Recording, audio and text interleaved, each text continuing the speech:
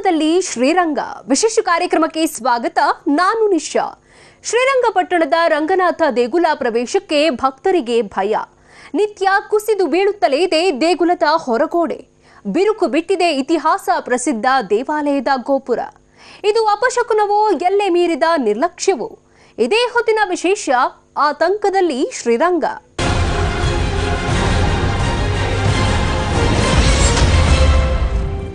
ಅದು ನಮ್ಮ ನಾಡಿನ ಹೆಮ್ಮೆಯ ದೇವಾಲಯ, ಸುಪ್ರಸಿದ್ಧ ದೇವಾಲಯ. ಗಂಗರು, ಹೊಯ್ಸಳರು, ವಿಜಯನಗರ ಸಾಮ್ರಾಜ್ಯದ ರಾಜರು ಹಾಗೂ ಮೈಸೂರು ಅರಸರು ಆರಾಧಿಸಿದ ದೇಗುಲವದು.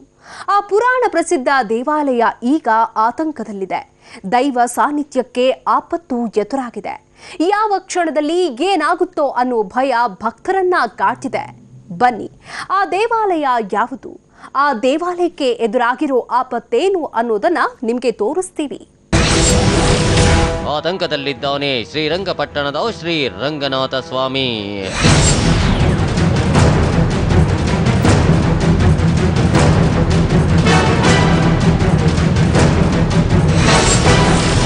ಶ್ರೀರಂಗನಾಥನ ದರ್ಶನ ಪಡೆಯಲು ಭಯ ಪಡ್ತಿದ್ದಾರೆ ಭಕ್ತರು.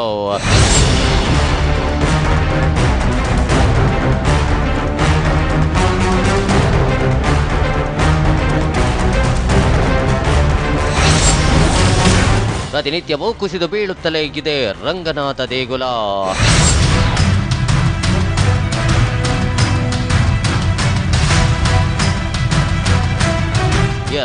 ಯಾವ ಶ್ರೀರಂಗ ಅರಸರು ಆರಾಧಿಸುತ್ತಾ ಬಂದಿದ್ರು, ಯಾವ ಶ್ರೀರಂಗನಾಥನನ್ನು ಕರ್ನಾಟಕವನ್ನ ಆಳಿದ ಗಂಗರ ದೊರೆಗಳು ಪೂಜಿಸುತ್ತಿದ್ರು, ಯಾವ ಶ್ರೀರಂಗನಿಗೆ ಹೊಯ್ಸಳ ದೊರೆ ವಿಷ್ಣುವರ್ಧನ ನಮಿಸುತ್ತಿದ್ನೋ, ಯಾವ ಶ್ರೀರಂಗನಾಥನನ್ನು ಮೈಸೂರು ರಾಜವಂಶ ಮನೆ ದೇವರು ಎಂದು ನಂಬಿಕೊಂಡು ಬಂದಿದ್ಯೋ, ಅದೇ ಶ್ರೀರಂಗಪಟ್ಟಣದ ಶ್ರೀರಂಗನಾಥನಿಗೆ ಈಗ ಆತಂಕ ಎದುರಾಗಿದೆ.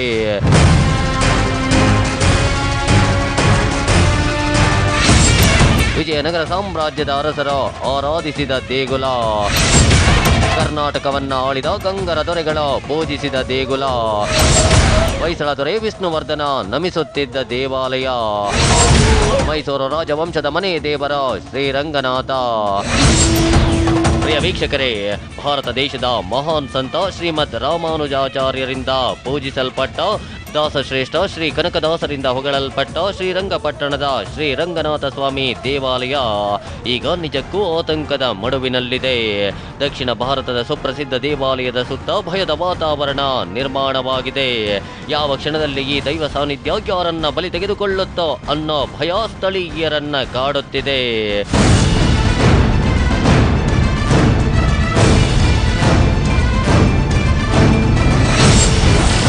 ದೃಶ್ಯ ನಂಬರ್ 1.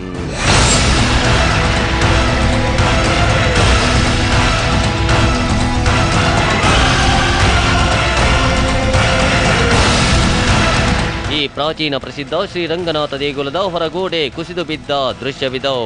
ಗೋಡೆಯ ಒಂದೊಂದೇ ಭಾಗ ದಿನೇ ದಿನೇ ಕುಸಿಯುತ್ತಾ ಇದೆ.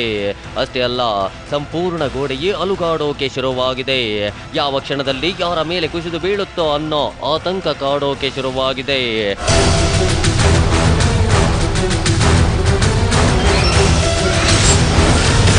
ದೃಶ್ಯ ನಂಬರ್ 2.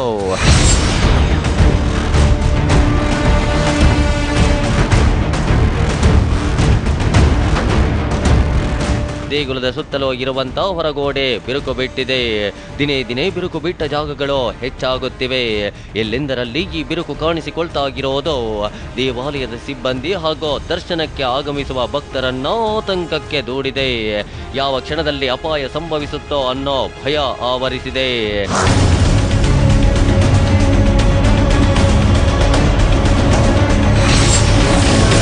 ದೃಶ್ಯ ನಂಬರ್ 3.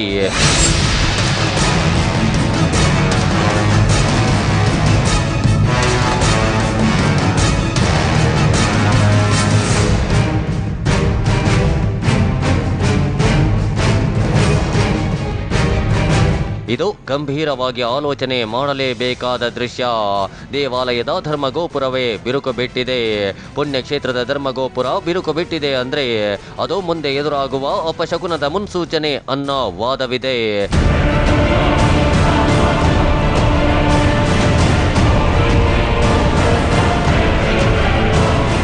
ನೀವು ನಂಬ್ತೀರೋ ಇಲ್ವೋ, ಮೈಸೂರು ಭಾಗದಲ್ಲಿ ಶ್ರೀರಂಗನಾಥ ದೇವಾಲಯದ ಬಗ್ಗೆ ಜನರಿಗೆ ಇನ್ನಿಲ್ಲದ ಭಕ್ತಿ ಇದೆ, ನಂಬಿಕೆಗಳಿವೆ.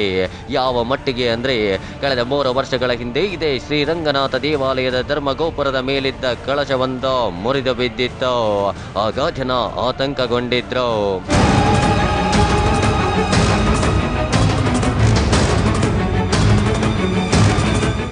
ಆಗಮಶಾಸ್ತ್ರಗಳ ಪ್ರಕಾರ ಯಾವ ದೇವಾಲಯದ ರಾಜಗೋಪುರದಲ್ಲಿ ಕಲಶವಿಲ್ಲವೋ ಅಲ್ಲಿ ನಿತ್ಯ ಪೂಜೆ ಮಾಡಿದರೂ ಸಹ ಭಗವಂತನು ಪ್ರಸನ್ನನಾಗಲಾರ ಮತ್ತು ಭಗವಂತನ ಸಾನ್ನಿಧ್ಯ ಅಲ್ಲಿ ಇರುವುದಿಲ್ಲ ಎಂದು ಸ್ಪಷ್ಟವಾಗಿ ನಿರೂಪಿಸಲಾಗಿದೆ.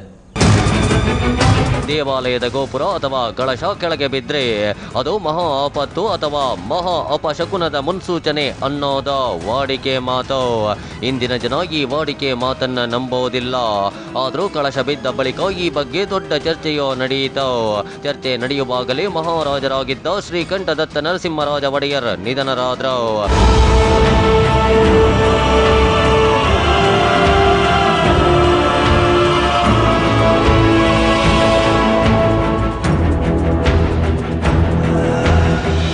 ರಾಜರ ನಿಧನದ ಮುನ್ಸೂಚನೆ ಕಳಶದ ಮೂಲಕ ಸಿಕ್ಕಿತ್ತು ಎಂದು ಕೆಲವರ ವಾದ ಮಂಡಿಸಿದ್ರು. ಆ ಸಂಗತಿಯಲ್ಲಿ ಅದೆಷ್ಟು ಸತ್ಯ ಅಡಗಿದೆಯೋ ಗೊತ್ತಿಲ್ಲ. ಆದ್ರೀಗ ಅಂತಹದ್ದೇ ಮತ್ತೊಂದು ಘಟನೆ ದೇಗುಲದ ಆವರಣದಲ್ಲಿ ನಡೆಯುತ್ತಿದೆ. ಅದು ಗೋಡೆ ಕುಸಿಯುವ ಮೂಲಕ, ಹೊರಗೋಡೆ ಬಿರುಕು ಬಿಡುತ್ತಿರುವ ಮೂಲಕ, ಗೋಪುರ ಶಿಥಿಲಗೊಳ್ಳುವ ಮೂಲಕ.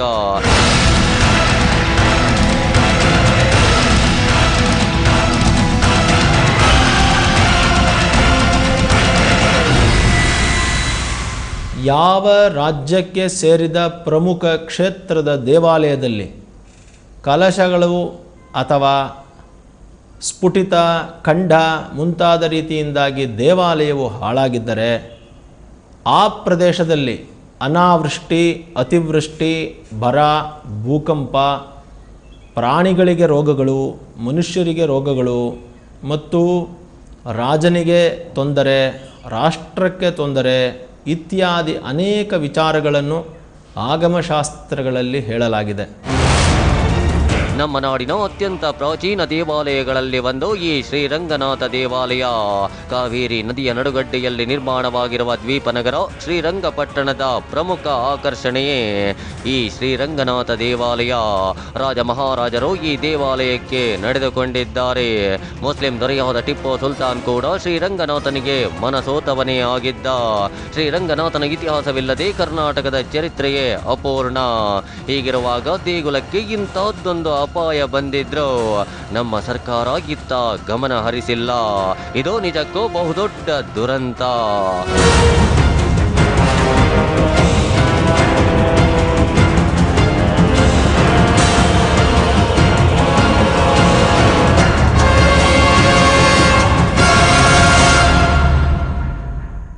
ಅಷ್ಟಕ್ಕೂ ಶ್ರೀರಂಗಪಟ್ಟಣದ ಶ್ರೀರಂಗನಾಥ ದೇವಾಲಯಕ್ಕೆ ಏನಾಗಿದೆ? ಈ ದೇವಾಲಯದ ಮಹತ್ವ ಹಾಗೂ ಇತಿಹಾಸವೇನು? ಆ ಪಿನ್ ಟು ಪಿನ್ ಡೀಟೇಲ್ನ ನಿಮಗೆ ತೋರಿಸ್ತೀವಿ. ಅದಕ್ಕೂ ಮುನ್ನ ಒಂದು ಸ್ಮಾಲ್ ಬ್ರೇಕ್.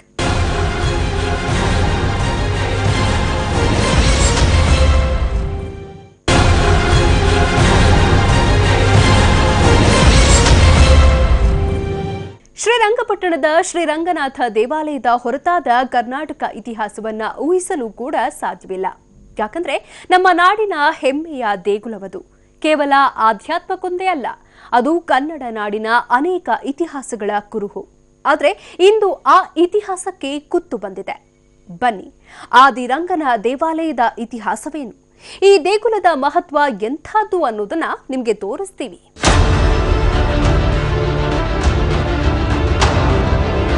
ಶ್ರೀರಂಗಪಟ್ಟಣದ ರಂಗನಾಥ ಸ್ವಾಮಿ ದೇವರನ್ನು ಆದಿರಂಗ ಎಂದು ಕರೆಯಲಾಗುತ್ತೆ. ಪವಿತ್ರ ಕಾವೇರಿಯ ಉಗಮ ಸ್ಥಾನಕ್ಕೆ ಹೊಂದಿಕೊಂಡಿರೋದ್ರಿಂದ ಈ ಹೆಸರು ಬಂದಿದೆ.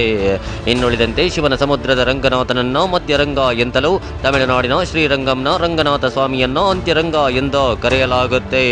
ಶ್ರೀರಂಗಪಟ್ಟಣದ ರಂಗನಾಥನಿಗೆ ಪಶ್ಚಿಮ ರಂಗನಾಥ ಅಂತಾನೋ ಹೆಸರಿದೆ. ಭಾರತದ ನದಿಗಳೆಲ್ಲ ಪೂರ್ವಕ್ಕೆ ಹರಿದರೆ ಈ ಒಂದು ಜಾಗದಲ್ಲಿ ಕಾವೇರಿ ಪಶ್ಚಿಮಕ್ಕೆ ಹರಿಯುತ್ತಾಳೆ. ಹೀಗಾಗಿ ಈ ಕ್ಷೇತ್ರವನ್ನು ಪಶ್ಚಿಮ ರಂಗ ಅನ್ನೋ ಹೆಸರಿನಿಂದ ಬಣ್ಣಿಸಲಾಗುತ್ತೆ.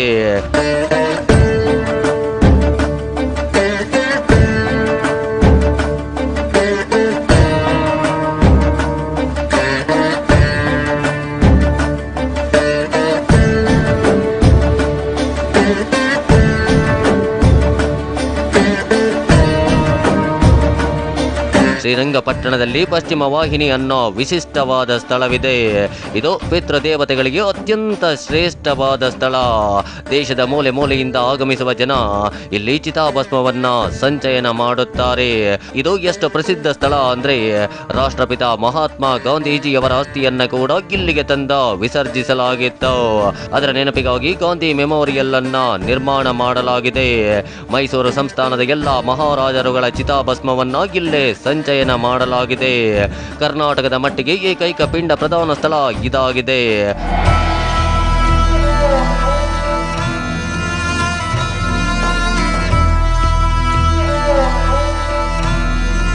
ಪೌರಾಣಿಕ ಕಥೆಯ ಪ್ರಕಾರ ಅನಾದಿ ಕಾಲದಲ್ಲಿ ಸಪ್ತ ಋಷಿಗಳಲ್ಲಿ ಒಬ್ಬರಾದ ಗೌತಮ ಮಹರ್ಷಿಗಳು ಕಾವೇರಿಯ ದಡದಲ್ಲಿ ಮಹಾವಿಷ್ಣುವನ್ನ ಕುರಿತು ಘೋರ ತಪಸ್ಸು ಮಾಡಿದ್ರು. ಆ ಋಷಿ ಮುನಿಯ ತಪಸ್ಸಿಗೆ ಮೆಚ್ಚಿದಂತ ಶ್ರೀರಂಗನಾಥ ಸ್ವಾಮಿ ಕಾವೇರಿ ತೀರದಲ್ಲಿ ಪ್ರತ್ಯಕ್ಷನಾಗುತ್ತಾನೆ. ಅಷ್ಟೇ ಅಲ್ಲ, ಗೌತಮ ಮಹರ್ಷಿಗಳು ತಪಸ್ಸು ಮಾಡಿದಂತ ಸ್ಥಳದಲ್ಲೇ ವಿಶ್ರಾಂತಿ ಪಡೆಯುತ್ತಾನೆ. ಅದೇ ಜಾಗದಲ್ಲಿ ಶ್ರೀರಂಗನಾಥನನ್ನ ಪ್ರತಿಷ್ಠಾಪನೆ ಮಾಡಲಾಗಿದೆ.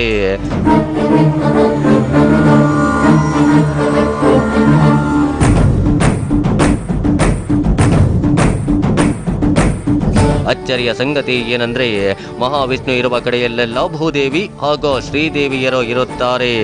ಆದರೆ ಶ್ರೀರಂಗಪಟ್ಟಣದ ರಂಗನಾಥನ ಬಳಿ ಭೂದೇವಿ ಹಾಗೂ ಶ್ರೀದೇವಿಯ ಬದಲು ತಾಯಿ ಕಾವೇರಿ ಇದ್ದಾಳೆ. ಶ್ರೀರಂಗನಾಥನ ಸೇವೆ ಮಾಡುತ್ತಿದ್ದಾಳೆ.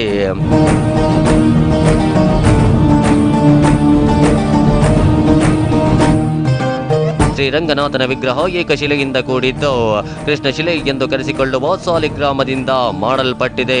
ಇಂಟ್ರೆಸ್ಟಿಂಗ್ ಸಂಗತಿ ಏನಂದ್ರೆ ಭಾರತದಲ್ಲಿ ಅತ್ಯಂತ ಸುಂದರವಾದ ವಿಗ್ರಹ ಶ್ರೀರಂಗಪಟ್ಟಣದ ಶ್ರೀರಂಗನಾಥನದ್ದು. ಇಷ್ಟೊಂದು ಸುಂದರವಾದ ವಿಗ್ರಹ ದೇಶದ ಯಾವ ಮೂಲೆಯಲ್ಲೋ ಕಾಣಲು ಸಿಗೋದಿಲ್ಲ. ಇದು ಎಷ್ಟು ವಿಶಾಲವಾದ ವಿಗ್ರಹ ಅಂದ್ರೆ ದ್ವಾರದ ಎರಡೂ ಭಾಗದಲ್ಲಿ ನಿಂತು ನೋಡಿದ್ರೆ ಮಾತ್ರ ಸರ್ಪದ ಮೇಲೆ ಮಲಗಿರುವ ಶ್ರೀರಂಗನಾಥನ ಪೂರ್ಣ ವಿಗ್ರಹವನ್ನ ನೋಡೋಕೆ ಸಾಧ್ಯ. ಗಂಗರ ಕಾಲದ ಶಾಸನವೊಂದರಿಂದ ತಿಳಿದು ಬರುವ ಅಂಶವೇನೆಂದರೆ ಕ್ರಿಸ್ತ ಶಕ 894ರಲ್ಲಿ ಆ ದೇವಾಲಯವನ್ನು ನಿರ್ಮಾಣ ಮಾಡಲಾಗಿದೆ. ಅದನ್ನು ನಿರ್ಮಾಣ ಮಾಡಿದವನು ಗಂಗರ ಒಬ್ಬ ಅಧಿಕಾರಿಯಾಗಿದ್ದಂತಹ ತಿರುಮಲಯ್ಯ ಎನ್ನುವಂತಹ ವ್ಯಕ್ತಿ. ಅಂದರೆ ಕ್ರಿಸ್ತ ಶಕ 894ಕ್ಕೆ ಸಮಕಾಲೀನದಲ್ಲಿ ಆ ದೇವಾಲಯ ಕಟ್ಟಲ್ಪಟ್ಟಿತ್ತು. ಗಂಗರ ಕಾಲದ ಒಂದು ನಿರ್ಮಾಣವಾಗಿತ್ತು. ಇದಿಷ್ಟು ಪೌರಾಣಿಕ ಹಿನ್ನೆಲೆ. ಐತಿಹಾಸಿಕವಾಗಿ ಹೇಳೋದಾದ್ರೆ ಶ್ರೀರಂಗಪಟ್ಟಣದ ಶ್ರೀರಂಗನಾಥ ದೇವಾಲಯದ ಮೊದಲ ಉಲ್ಲೇಖ ಲಭ್ಯವಾಗುವುದು ಕ್ರಿಸ್ತ ಶಕ 894ರ ಶಾಸನದಲ್ಲಿ. ಗಂಗರ ಕಾಲದ ಅಧಿಕಾರಿ ತಿರುಮಲಯ್ಯ ಎಂಬುವವರು ಶ್ರೀರಂಗನಾಥನಿಗೆ ದಾನ ಕೊಟ್ಟ ಬಗ್ಗೆ ಶಾಸನದಲ್ಲಿ ಉಲ್ಲೇಖವಿದೆ. ಇನ್ನು ಹೊಯ್ಸಳ ದೊರೆ ವಿಷ್ಣುವರ್ಧನ ಶ್ರೀರಂಗನಾಥ ದೇವಾಲಯದ ಸುತ್ತಲಿನ ಪ್ರದೇಶದಲ್ಲಿ ಅಗ್ರಹಾರಗಳನ್ನು ಸ್ಥಾಪಿಸಿ ಶ್ರೀಮದ್ ರಾಮಾನುಜಾಚಾರ್ಯರಿಗೆ ದಾನ ಕೊಟ್ಟಿದ್ದ. ವಿಜಯನಗರ ಅರಸರು ಇಲ್ಲಿ ಬೃಹತ್ ಗೋಪುರ ನಿರ್ಮಿಸಿ ಪ್ರಾಕಾರ ಕಟ್ಟಿಸಿದ್ರು. ವಿಜಯನಗರದ ಸಾಮಂತ ರಾಜ ಶ್ರೀರಂಗರಾಯರನ್ನ ಸೋಲಿಸಿದ ಮೈಸೂರು ಅರಸ ರಾಜ ಒಡೆಯರ್ 1610ರಲ್ಲಿ ಶ್ರೀರಂಗಪಟ್ಟಣವನ್ನ ತಮ್ಮ ರಾಜಧಾನಿಯನ್ನಾಗಿ ಮಾಡಿಕೊಂಡ್ರು. ಅಲ್ಲಿಂದ 1799ರಲ್ಲಿ 4ನೇ ಆಂಗ್ಲೋ ಮೈಸೂರು ಯುದ್ಧದಲ್ಲಿ ಟಿಪ್ಪು ಸುಲ್ತಾನ್ ನಿಧನ ಹೊಂದುವವರೆಗೆ ಶ್ರೀರಂಗಪಟ್ಟಣವೇ ಮೈಸೂರು ಅರಸರ ರಾಜಧಾನಿಯಾಗಿತ್ತು. ಶ್ರೀರಂಗನೇ ಒಡೆಯರ್ ಕುಲದ ಮನೆ ದೇವರಾಗಿದ್ದ. 1610ರ ನಂತರ ಮೈಸೂರು ಒಡೆಯರು ಶ್ರೀರಂಗಪಟ್ಟಣದನ್ನೇ ಅಂದರೆ ಶ್ರೀರಂಗಪಟ್ಟಣದಲ್ಲಿಯೇ ಶ್ರೀರಂಗಪಟ್ಟಣವನ್ನೇ ರಾಜಧಾನಿಯನ್ನಾಗಿ ಮಾಡಿಕೊಂಡು ಈ ಮೈಸೂರು ಸಾಮ್ರಾಜ್ಯವನ್ನು ಆಳಲಾರಂಭಿಸಿದರು. ರಾಜ ಒಡೆಯರ ನಂತರ ಎಲ್ಲ ದೊರೆಗಳು, ಹೈದರ್ವರೆಗಿನ ಎಲ್ಲ ಮೈಸೂರು ಅರಸರ ದೊರೆಗಳು ಶ್ರೀರಂಗಪಟ್ಟಣದ ರಾಜಧಾನಿಯಲ್ಲಿಯೇ ರಾಜ್ಯಭಾರವನ್ನು ಮಾಡುತ್ತಿದ್ದರು. ಮತ್ತು ಎಲ್ಲ ರಾಜರೂ ಕೂಡ ಶ್ರೀರಂಗನಾಥ ಸ್ವಾಮಿಯ ದೇವಾಲಯದ ಅಭಿವೃದ್ಧಿಗಾಗಿ ಶ್ರಮಿಸಿದರು. ಅನೇಕ ದಾನ ದತ್ತಿಗಳನ್ನು ನೀಡಿದರು. ಹೊಸದಾದ ಮಂಟಪಗಳು, ಪ್ರಾಕಾರಗಳನ್ನು, ಹೊಸ ಗುಡಿಗಳನ್ನು ನಿರ್ಮಾಣ ಮಾಡಿದರು. ಮೈಸೂರು ಸಂಸ್ಥಾನವನ್ನ ಆಳಿದ ಎಲ್ಲ ಒಡೆಯರ್ಗಳು ಶ್ರೀರಂಗನಾಥ ದೇವಾಲಯಕ್ಕೆ ಸಾಕಷ್ಟು ದಾನಗಳನ್ನ, ಉಡುಗೊರೆಗಳನ್ನ ನೀಡಿದ್ದಾರೆ. ದೇಗುಲದ ಜೀರ್ಣೋದ್ಧಾರ ಮಾಡಿದ್ದಾರೆ. ಈಗ ಹೇಳಿ, ಈ ಇತಿಹಾಸದ ಹೊರತಾದ ಕರ್ನಾಟಕದ ಚರಿತ್ರೆಯನ್ನ ರಚಿಸಿದ್ರೆ ಅದು ಅಪಚಾರ ಅಲ್ವೇ? ನಿಜ ಹೇಳಬೇಕು ಅಂದ್ರೆ ಶ್ರೀರಂಗನಾಥ ನಿಜವಾದ ವೈಭವದ ದಿನಗಳನ್ನ ಕಂಡಿದ್ದು ಕೂಡ ಮಹಾರಾಜರ ಆಳ್ವಿಕೆಯಲ್ಲೇ. ಇಷ್ಟೆಲ್ಲ ಪೌರಾಣಿಕ ಹಾಗೂ ಐತಿಹಾಸಿಕ ಹಿನ್ನೆಲೆಯುಳ್ಳ ಶ್ರೀರಂಗನಾಥ ದೇವಾಲಯ ಇಂದು ಅಕ್ಷರಶಃ ಆತಂಕದಲ್ಲಿದೆ, ಆಪತ್ತಿನಲ್ಲಿದೆ, ಅನಾಹುತದ ಅಂಚಿಗೆ ಬಂದು ನಿಂತಿದೆ.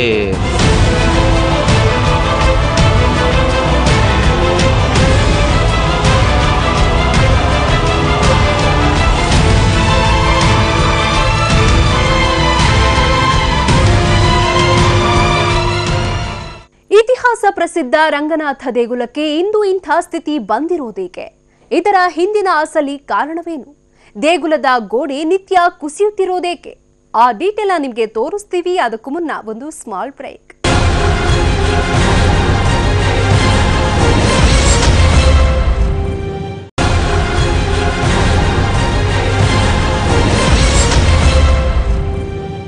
ಶ್ರೀರಂಗಪಟ್ಟಣದ ಶ್ರೀರಂಗನಾಥ ದೇವಾಲಯ ಈಗ ಆತಂಕದಲ್ಲಿದೆ. ದೇಗುಲದ ಗೋಡೆ ಪ್ರತಿನಿತ್ಯ ಕುಸಿಯುತ್ತಿದೆ. ದೇಗುಲದ ಧರ್ಮ ಗೋಪುರ ಬಿರುಕು ಬಿಡ್ತಿದೆ. ದೇವಾಲಯದ ಬುನಾದಿಯೇ ಶೇಕ್ ಆಗ್ತಿದೆ. ಅದಕ್ಕೆ ಕಾರಣ ದೇವಾಲಯದ ಹಿಂದೆಯೇ ಅಡಗಿದೆ. ಬನ್ನಿ, ದೇವಾಲಯದ ಹಿಂದೆ ಏನಾಗ್ತಾ ಇದೆ, ಅದು ಹೇಗೆ ದೇಗುಲದ ಬುನಾದಿಯನ್ನೇ ಅಲುಗಾಡಿಸ್ತಿದೆ ಅನ್ನೋದನ್ನ ನಿಮ್ಗೆ ತೋರಿಸ್ತೀವಿ. ಅಪಾಯದಲ್ಲಿದ್ದಾನೆ ಶ್ರೀರಂಗಪಟ್ಟಣದ ಶ್ರೀ ಆದಿ ರಂಗನಾಥ.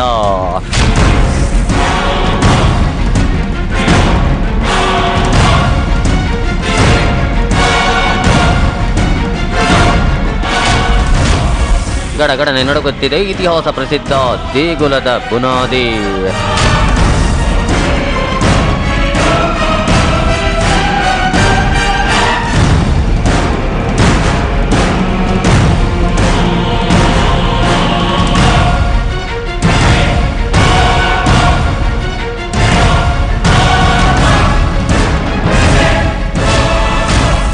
ಅದರುತ್ತಿದೆ ಆದಿರಂಗನ ಗೋಪುರ, ಉದುರುತ್ತಿದೆ ದೇಗುಲದ ಗೋಡೆ.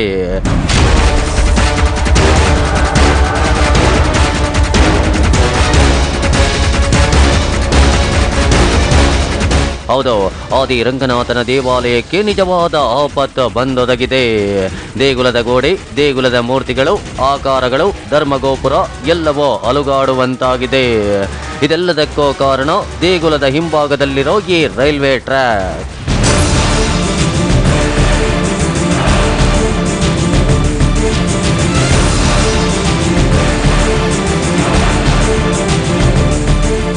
ಹೌದು, ಆದಿರಂಗನ ದೇಗುಲದ ಸಮೀಪದಲ್ಲೇ ರೈಲ್ವೆ ಹಳಿಗಿದೆ. ಸದ್ಯ ಈ ರೈಲು ಮಾರ್ಗದ ಹಳಿಯನ್ನ ಡಬ್ಲಿಂಗ್ ಟ್ರ್ಯಾಕ್ ಆಗಿ ಮಾರ್ಪಾಡು ಮಾಡಲಾಗುತ್ತಿದೆ. ಹೀಗಾಗಿ ಇಲ್ಲಿ ಹಗಲು ರಾತ್ರಿ ಎನ್ನದೇ ಜೆಸಿಬಿಗಳು, ಬುಲ್ಡೋಜರ್ಗಳು ಕಾರ್ಯನಿರ್ವಹಿಸುತ್ತಿವೆ. ಹಿಂದ್ಗಡೆ ಗೋಡೆ ಬಿದ್ದು ಸುಮಾರು ತಿಂಗಳುಗಳಾಯಿತು. ಅದಾದ ನಂತರ ಈಗ ದೇವಸ್ಥಾನದ ಬಲಭಾಗದ ಗೋಡೆ ಕುಸಿದಿದೆ. ಇದೇನಾಗಿದೆ, ಇದಕ್ಕೆಲ್ಲದಕ್ಕೂ ಕಾರಣ ಅಂತಂದರೆ ಈಗಾಗಲೇ ಹಿಂದ್ಗಡೆ ಏನು ಕೂಗಳತೆ ದೂರದಲ್ಲಿ ಮಾಡ್ತಿರ್ತಕ್ಕಂಥ ಡಬ್ಲಿಂಗ್, ಎರಡು ಲೈನ್ ಇದು ಟ್ರೈನ್ಗೆ ಲೈನ್ಗೋಸ್ಕರ ಡಬ್ಲಿಂಗ್ಗೋಸ್ಕರ ಮಾಡ್ತಾ ಇರ್ತಕ್ಕಂಥದ್ರಲ್ಲಿ ಒಂದು ಮದ್ದನ ಮನೆ ಶಿಫ್ಟಿಂಗ್ಗೋಸ್ಕರ ಹಿಂದೆ UPA ಗೌರ್ಮೆಂಟ್ ಇದ್ದಂಥ ಕಾಲದಲ್ಲಿ ಅದಾಗಿದೆ. 13 ಕೋಟಿ ರೂಪಾಯಿಗೆ ವಿದೇಶಿ ಕಂಪನಿಗೆ ಆಗಿದೆ. ಈ 13 ಕೋಟಿ ರೂಪಾಯಿಗೆ ಈ ಥರ ನೂರಾರು ಮದ್ದನ ಮನೆಗಳನ್ನ ಕಟ್ಬೋದಿತ್ತು. ಅದನ್ನು ಶಿಫ್ಟ್ ಮಾಡೋದಕ್ಕೋಸ್ಕರ ವಿದೇಶಿ ಕಂಪನಿಗೆ ಗುತ್ತಿಗೆ ಕೊಟ್ಟು 13 ಕೋಟಿಗೆ, ಕಡಿಮೆ ಅಂದರೂ 45 ಅಡಿ 50 ಅಡಿ ಅದನ್ನು ಡೆಪ್ತ್ ತೋಡಿ ಡ್ರಿಲ್ಲಿಂಗ್ ಮಾಡ್ತಾ ಇದ್ದಾರೆ. ಅದರಿಂದನೂ ಯಾಕೆ ಗೋಡೆ ಕುಸ್ತಿರಬಾರ್ದು? ಇದಿಷ್ಟೇ ಅಲ್ಲ, ಮದ್ದಿನ ಮನೆಯ ಸ್ಥಳಾಂತರ ಹಾಗೂ ನೂತನ ಮದ್ದಿನ ಮನೆಯ ನಿರ್ಮಾಣಕ್ಕಾಗಿ ಇಲ್ಲಿ ಡ್ರಿಲ್ಲಿಂಗ್ ಮಷೀನ್ಗಳನ್ನ ಬಳಸಲಾಗುತ್ತಿದೆ. ಈ ಎಲ್ಲ ಅತ್ಯಾಧುನಿಕ ಯಂತ್ರಗಳ ಬಳಕೆಯಿಂದ ಇಡೀ ದೇಗುಲದ ಬುನಾದಿಯೇ ನಡುಗುವಂತಾಗಿದೆ. ಆ ಯಂತ್ರಗಳಿಂದ ಭೂಮಿಯೇ ನಡುಗುತ್ತಿದೆ. ಹೀಗಾಗಿ ದೇಗುಲದ ಕಾಂಪೌಂಡ್ ಕುಸಿಯುತ್ತಿದೆ. ದೇಗುಲದ ಗೋಪುರ ಅಲುಗಾಡುವಂತಾಗುತ್ತಿದೆ. ದೇವಸ್ಥಾನದಲ್ಲಿ ಆ ಗರ್ಭಗುಡಿ ಹೇಗೆ ಮಲಗಿರ್ತಾನೆ ಸ್ವಾಮಿ, ಅದನ್ನು ನೋಡ್ಕೋತಾರೆ. ಅದಕ್ಕೆ ತಟ್ಟಾಗೆ ಕಾಂಪೌಂಡ್ಗಳನ್ನು ಅದೇ ನಿರ್ಮಾಣ ಮಾಡಿರ್ತಾರೆ. ಯಾಕೆಂದ್ರೆ ಅದಕ್ಕೆ ಇದಕ್ಕೆ ಸಂಬಂಧ ಇರುತ್ತೆ. ಹೇಳಿದೆ ನಿಮಗೆ ಚರ್ಮ ಅಂತ, ಆ ಕಾಂಪೌಂಡ್ಗಳೇ ನಮಗೆ ಕೀಲು, ಸೊಂಟ ಭಾಗದ ಅದೇ ಒಂದು ಕಡೆ ನಾವು ಭಿನ್ನ ಆದಾಗ ನಮಗೆಲ್ಲ ಸಹಿತ ಅನೇಕ ಊರಿನಲ್ಲಿ ತೊಂದರೆಗಳು ಸ್ಟಾರ್ಟ್ ಆಗ್ತಾರೆ. ಅದಕ್ಕೆ ಆದಷ್ಟು ಬೇಗ ಇದ್ರ ಕಡೆ ಗಮನ ಹರಿಸಬೇಕು. ಪ್ರಿಯ ವೀಕ್ಷಕರೇ, ಆಧುನೀಕರಣದ ಭರಾಟೆಯಲ್ಲಿ ಅಭಿವೃದ್ಧಿ ಕಾಮಗಾರಿಗಳು ನಡೆಯಬೇಕು ನಿಜ, ಆದರೆ ಆ ಕಾಮಗಾರಿಗಳಿಂದ ನಮ್ಮ ಇತಿಹಾಸ ಅಳಿಸಿ ಹೋಗಬಾರದು, ನಮ್ಮ ನಂಬಿಕೆಗಳು ಸಮಾಧಿಯಾಗಬಾರದು. ಸರ್ಕಾರ ಹಾಗೂ ಅಧಿಕಾರಿಗಳ ಅವೈಜ್ಞಾನಿಕ ಪದ್ಧತಿ ಹಾಗೂ ದೇವಾಲಯದ ಬಗ್ಗೆ ಇರುವಂತಹ ದಿವ್ಯ ನಿರ್ಲಕ್ಷ್ಯದಿಂದ ನಮ್ಮ ನಾಡಿನ ಸಾವಿರಾರು ವರ್ಷಗಳ ನಂಬಿಕೆಯೇ ಸಮಾಧಿಯಾಗುತ್ತಿದೆ. ಯಾಕಂದ್ರೆ ಹಿಂದೂ ಧರ್ಮದ ನಂಬಿಕೆಯ ಪ್ರಕಾರ ಒಂದು ದೇವಾಲಯದ ಗೋಡೆ ಅಥವಾ ಗೋಪುರ ಭಿನ್ನವಾದ್ರೆ ಅದು ದೇವಾಲಯದ ಸಾನ್ನಿಧ್ಯಕ್ಕೆ ಮಾಡಿದ ಅಪಚಾರ. ಅದು ಜೀರ್ಣೋದ್ಧಾರ ಮಾಡ್ತಿರ್ಬೇಕು. ಹೇಗೆ ನಾವು ಪ್ಯಾಚ್ ಕೈ ಮುರಿದೋಯ್ತು ಅಂತ ಕೈ ಬೇರೆ ಇಟ್ಬಿಡಲ್ಲ, ಆ ಕೈಗೆ ಬೆತ್ತವನ್ನು ಕಟ್ಟಿ ಹೇಗೆ ನಿರ್ಮಾಣ ಮಾಡ್ತೀವೋ ಆಗಾಗ ದೇವಸ್ಥಾನದ ನಿರ್ವಹಣಾ ಮಂಡಳಿಯವರು ಮತ್ತು ಪ್ರಾಚ್ಯವಸ್ತು ಇಲಾಖೆಯವರು ಬೇಗ ಗಮನ ಹರಿಸ್ಬೇಕು. ಯಾವಾಗಲೂ ಮಾಡಿ ನೀವು ಮೀಟಿಂಗ್ ಮಾಡಿ ಅದೆಲ್ಲ ತಂದು ಅದೆಲ್ಲ ಮಾಡೋವಂಥದ್ದೆಲ್ಲ ದೇವರ ವಿಚಾರದಲ್ಲಿ, ಯಾಕೆಂದರೆ ಆದಷ್ಟು ಬೇಗ ಅದಕ್ಕೆ ಹೇಗೆ ಫಂಡ್ಗಳಿರುತ್ತೆ ಅದನ್ನು ತೆಗೆದು ಮಾಡಿಕೊಡ್ಬೇಕು ಅಂತ ಆ ಕಾಂಪೌಂಡಿಗೆ ಅನೇಕವಾದ ಮಹತ್ವ ಇದೆ. ಅದಕ್ಕೋಸ್ಕರ ದೇವಸ್ಥಾನ ಅದು ಭದ್ರ ಇದ್ದರೆ ಊರು ಭದ್ರ ಅಂತ ಹೇಳಿಬಿಟ್ಟೆ ನಿಮಗೆ. ಆ ಕಾಂಪೌಂಡ್ ಬಂದರೆ ಊರು ಭದ್ರವಾಗಿರುತ್ತೆ. ಇಲ್ಲಿ ಎಲ್ಲ ರೀತಿಯಲ್ಲೂ ಸಹಿತ ನಮ್ಮದು ಶಿಥಿಲ ಆಗ್ಬಿಡುತ್ತೆ ಅನ್ನೋಂತಾನ ಹೇಳಿದರೆ ಆದಷ್ಟು ಬೇಗ ನಿರ್ಮಾಣ ಆಗಲಿ. ದೇವಾಲಯದ ಬಗ್ಗೆ ಆಲೋಚನೆಯನ್ನೇ ಮಾಡದ ನಮ್ಮ ಸರ್ಕಾರ ಇಂದು ಅಭಿವೃದ್ಧಿಯ ಮಂತ್ರ ಪಠಿಸುತ್ತಿದೆ. ಸರ್ಕಾರ ಹಾಗೂ ಅಧಿಕಾರಿಗಳು ಇನ್ನಾದರೂ ಎಚ್ಚೆತ್ತುಕೊಳ್ಳದೆ ಹೋದರೆ ಅಪಾಯ ಕಟ್ಟಿಟ್ಟ ಬುತ್ತಿ. ಪ್ರಿಯ ವೀಕ್ಷಕರೇ, ಹಿಂದಿನ ಕಾಲದಲ್ಲಿ ದೇಗುಲದ ಜೀರ್ಣೋದ್ಧಾರಕ್ಕಾಗಿಯೇ ರಾಜ ಮಹಾರಾಜರು ದಾನ ನೀಡುತ್ತಿದ್ರು. ಅದಕ್ಕೆ ಕಂಡ ಸ್ಫುಟಿತ ಜೀರ್ಣೋದ್ಧಾರದ ದಾನ ಎನ್ನಲಾಗ್ತಿತ್ತು. ಆದ್ರಿಂದ ಶ್ರೀರಂಗಪಟ್ಟಣದ ಶ್ರೀರಂಗನಾಥ ದೇವಾಲಯದ ರಕ್ಷಣೆಗೆ ಸರ್ಕಾರ ದಾನ ಕೊಡಬೇಕಿಲ್ಲ. ಆದಿರಂಗನ ಭಕ್ತರು ನಿತ್ಯ ಧಾರಾಳವಾದ ದಾನ ಮಾಡುತ್ತಿದ್ದಾರೆ. ಮುಜರಾಯಿ ಇಲಾಖೆಯ ಮಾಹಿತಿಯ ಪ್ರಕಾರವೇ ಈ ದೇವಾಲಯದ ವಾರ್ಷಿಕ ವರಮಾನ 2 ಕೋಟಿಗೂ ಅಧಿಕ. ಶ್ರೀರಂಗನಾಥನ ದೇವಾಲಯದ ಜೀರ್ಣೋದ್ಧಾರಕ್ಕೆ ದೇವಾಲಯದ ವರಮಾನವನ್ನ ಬಳಕೆ ಮಾಡಿದ್ರೂ ಸಾಕು, ಇಲ್ಲಿ ಅದ್ಭುತವೇ ಸೃಷ್ಟಿಯಾಗುತ್ತೆ. ಆದ್ರಲ್ಲಿ ಮುಜರಾಯಿ ಇಲಾಖೆ, ಕೇಂದ್ರದ ಪುರಾತತ್ವ ಇಲಾಖೆ ಹಾಗೂ ಕಂದಾಯ ಇಲಾಖೆಗಳೆಲ್ಲ ಒಟ್ಟಾಗಿ ಕೆಲಸ ಮಾಡಬೇಕು. ಆಸಕ್ತಿಯಿಂದ ಹಾಗೂ ಭಕ್ತಿಯಿಂದ ಕೆಲಸವಾಗಬೇಕು. ಆಗ ಮಾತ್ರ ಮುಂದೆ ಎದುರಾಗಬಹುದಾದ ಅಪಾಯವನ್ನ ತಡೆಗಟ್ಟೋಕೆ ಸಾಧ್ಯ. ಇಲ್ಲದೆ ಹೋದ್ರೆ ಆದಿರಂಗನ ಸನ್ನಿಧಿಯಲ್ಲಿ ಅಪಾಯ ಕಟ್ಟಿಟ್ಟ ಬುತ್ತಿ.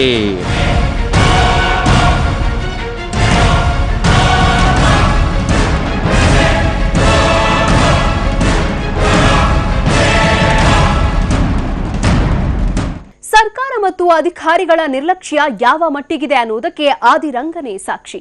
ಅಕಸ್ಮಾತ್ ನಮ್ಮನ್ನಾಳುವವರು ಇನ್ನೂ ನಿರ್ಲಕ್ಷ್ಯ ವಹಿಸಿದ್ದೆ ಆದ್ರೆ ನಿಜಕ್ಕೂ ಅಪಾಯ ಎದುರಾಗಬಹುದು.